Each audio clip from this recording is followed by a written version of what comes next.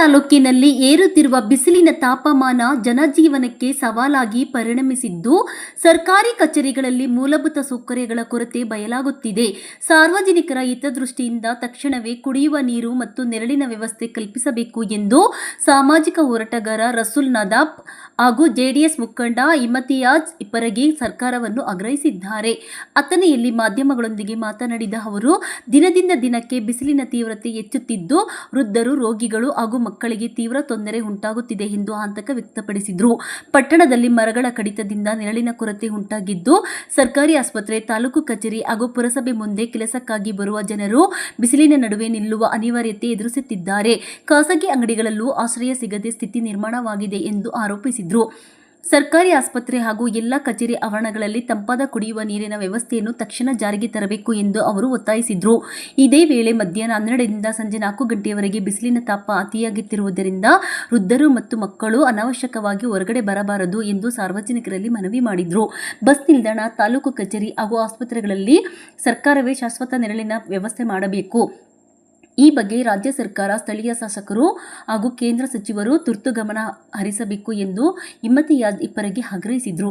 ನಮಸ್ಕಾರ, ನಾನು ನಿಮ್ಮ ಇಮ್ತಿಯಾಜ್. ಮಾಡುವಂಥ ಎಲ್ಲರಿಗೆ, ಕರ್ನಾಟಕದ ಜನರಿಗೆ ನನ್ನ ಕೋಟಿ ಕೋಟಿ ನಮನಗಳು. ಬಂಧುಗಳೇ, ಇವತ್ತಿನ ದಿವಸ ನಾವು ಹೇಳುವುದೇನಪ್ಪ ಅಂತಂದ್ರೆ, ಮೇ ತಿಂಗಳು ಈಗಾಗಲೇ ಪ್ರಾರಂಭ ಆಗಿದೆ. ಈ ಮೇ ತಿಂಗಳಲ್ಲಿ ಬಿಸಿಲಿನ ತಾಪ ಎಷ್ಟಾಗಿದೆ ಅಂತಂದ್ರೆ, ವಯೋವೃದ್ಧರು ಇರಲಿ ಅಥವಾ ಚಿಕ್ಕ ಮಕ್ಕಳು ಮಧ್ಯಾಹ್ನ 12ರಿಂದ 4 ಗಂಟೆ ಒಳಗಡೆ ಅವರು ಹೊರಗಡೆ ಹೋದಂಥ ಸಂದರ್ಭದಲ್ಲಿ ಹೊಳ್ಳಿ ಮನೆಗೆ ಬರ್ತಾರೆ ಅನ್ನುವಂಥದ್ದು ಯಾವುದೇ ಗ್ಯಾರಂಟಿ ಇಲ್ಲ. ಅದಕ್ಕಾಗಿ ಸಾರ್ವಜನಿಕ ಸ್ಥಳಗಳಾಗಿರತಕ್ಕಂಥ ಬಸ್ ತಂಗುದಾಣ ಇರಬಹುದು, ಬಸ್ ನಿಲ್ದಾಣ ಇರಬಹುದು, ಅಥವಾ ಸಾರ್ವಜನಿಕ ಆಸ್ಪತ್ರೆಗಳು ಇರಬಹುದು, ಸರ್ಕಾರಿ ಕಚೇರಿಗಳು ಇರಬಹುದು.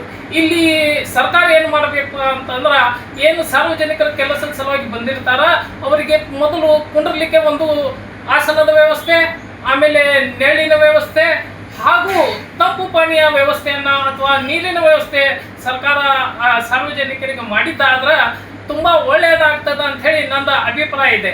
ಇದರ ಜೊತೆಗೆ ನಾನು ಸಾರ್ವಜನಿಕರಿಗೆ ಒಂದು ವಿಶೇಷ ಮನವಿಯನ್ನು ಮಾಡ್ತೇನೆ.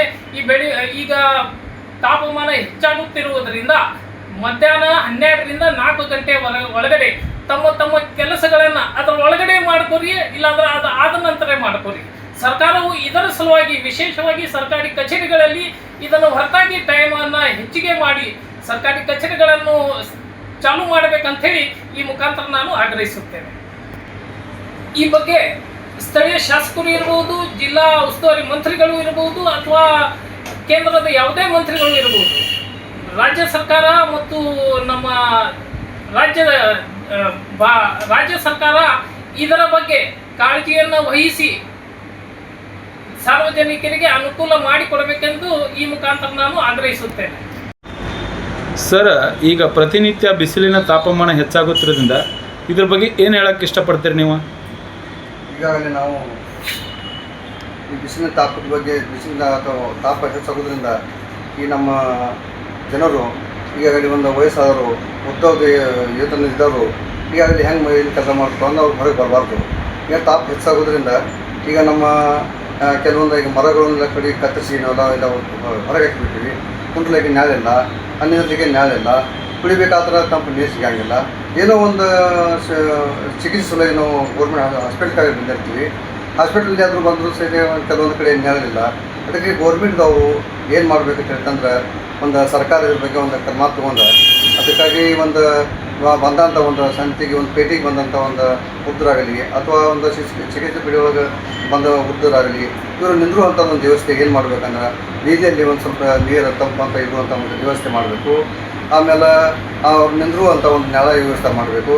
ಆಮೇಲೆ ಅಂತ ಅವರಿಗೆ ಒಂದು ಸ್ವಲ್ಪ ಏನೋ ಪ್ರಾಬ್ಲಮ್ ಆಗಿರೋದ್ರಿಂದ ಅವ್ರಿಗೆ ಸ್ವಲ್ಪ ನಮ್ಮ ಮುನ್ಸಿಪಾಲ್ಟಿಯವರಾಗಲಿ ಅಥವಾ ನಮ್ಮ ಇನ್ನೂ ಕೆಲವೊಂದು ಡಿಪಾರ್ಟ್ಮೆಂಟ್ದವರಾಗಲಿ ಸ್ವಲ್ಪ ಅವ್ರ ಬಗ್ಗೆ ಕ್ರಮ ತೊಗೊಂಡ್ಕಂದ್ರೆ ಸ್ವಲ್ಪ ಅವ್ರು ಏನು ನಿಂತಿದ್ರೆ ಅಲ್ಲಿ ಇಲ್ಲಾಗಿದ್ರೆ ಎಲ್ಲೇ ನಿಲ್ಲಿಸ್ಬೇಕು. ಆದರೆ ಅಂಗಡಿ ಮುಂದೆ ನಿಂದ್ರು ಕೊಡೋಂಗಿಲ್ಲ. ಮಂದಿ ಇಲ್ಲಿ ನಮ್ಮ ವ್ಯಾಪಾರ ಬಂದಾಗಿ ಹೊರಗೆ ಹೊರಗೆ ಇರ್ತಾರೆ. ಅದಕ್ಕೆ ಇದ್ರ ಸಲುವಾಗಿ ಗೌರ್ಮೆಂಟ್ ಒಂದು ಇದ್ರ ಸಲುವಾಗಿ ಒಂದು ಕ್ರಮ ತೊಗೊಂಡು ಕಾಳಜಿ ತೊಗೊಂಡು ಒಂದು ಕುಡಿ ನೀರಿನ ವ್ಯವಸ್ಥೆ ಮಾಡಬೇಕು. ಆದರೆ ಕಲ್ಲಂಗಡಿ ಅದು ಇಂಥ ಹಣ್ಣು ತಿನ್ನಬಾರ್ದು. ಯಾಕಂತಂದ್ರೆ ಅವ್ರಿಗೆ ದಮ್ಮ ಇರ್ತೈತಿ ಮತ್ತು ಅದು ಕಟ್ಟಾಗಿ ಬಿಡ್ತೈತಿ. ಅದರಿಂದ ಇದು ಒಂದು ಸಮಸ್ಯೆ ಆಗೋದ್ರಿಂದ ಮತ್ತು ನಾವು ಹಾಸ್ಪಿಟ್ಲ್ಗೆ ಹೋಗೋದು ಹೆಚ್ಚಾಗಿರ್ತಿ. ಆ ಹಾಸ್ಪಿಟ್ಲ್ಗೆ ಹೋಗೋ ಸಲುವಾಗಿ ಅಂತ ನಾವು ಏನು ಮಾಡಬೇಕು ಅಂತಂದ್ರೆ ನಾವು ಯಾವುದೋ ಒಂದು ಕಲ್ಲಂಗಡಿ ಆಗಲಿ, ಒಂದು ಕೋಲ್ಡ್ ಇದು ಒಂದು ಏನೋ ಸಿಗ್ತಿರ್ತಾವೆ, ಒಂದು ಮಾಜಾ ಆಗಲಿ, ಒಂದು ಸ್ಪ್ರೈಟ್ ಆಗಲಿ, ಇಂಥ ಯಾವುವು ನಮ್ಮ ವಯಸ್ಸಾದವ್ರು ಕುಡಿಬಾರ್ದು. ಅದರಿಂದ ಕೆಲವೊಂದು ಸಂಭವಗಳನ್ನು ಬರ್ತಾವೆ. ಅದಕ್ಕೆ ನಾವು ಇದಕ್ಕೆ ನಾವು ಉತ್ಸಾಹಿ ನಮ್ಮ ವಯಸ್ಸಾದವರ ಯಾರೋ ನಮ್ಮ ತಾಯಿ ತಂದೆ ಇರಲಿ ಅಥವಾ ಅಂತ ಇರಲಿ ಅಥವಾ ನಮ್ಮ ಅಣ್ಣ ತಮ್ಮರು ಇರಲಿ ಅಂದರೆ ನಾವು ಯಾವುದೂ ಕೋಲ್ಡ್ ಕುಡಿಬೇಡ್ರಿ, ನೀವು ಮನೆ ಒಳಗೆ ಇರುವಂಥ ವ್ಯವಸ್ಥೆ ಮಾಡ್ಕೊರಿ. ಯಾಕಂದ್ರೆ ಹೊರಗೆ ಅನಿಸ್ತೈತಿ ನನ್ನ ಮಣ್ಣು ತಂಪಾಗುವರಿ ಅಂತ ಸ್ವಲ್ಪ ವೃದ್ಧರಾದವರು ಆರೋಗ್ಯವನ್ನು ಕಾಪಾಡಬೇಕಂತೇಳಿ ನಾನು ವಿನಂತಿ ಮಾಡ್ಕೊತೀನಿ.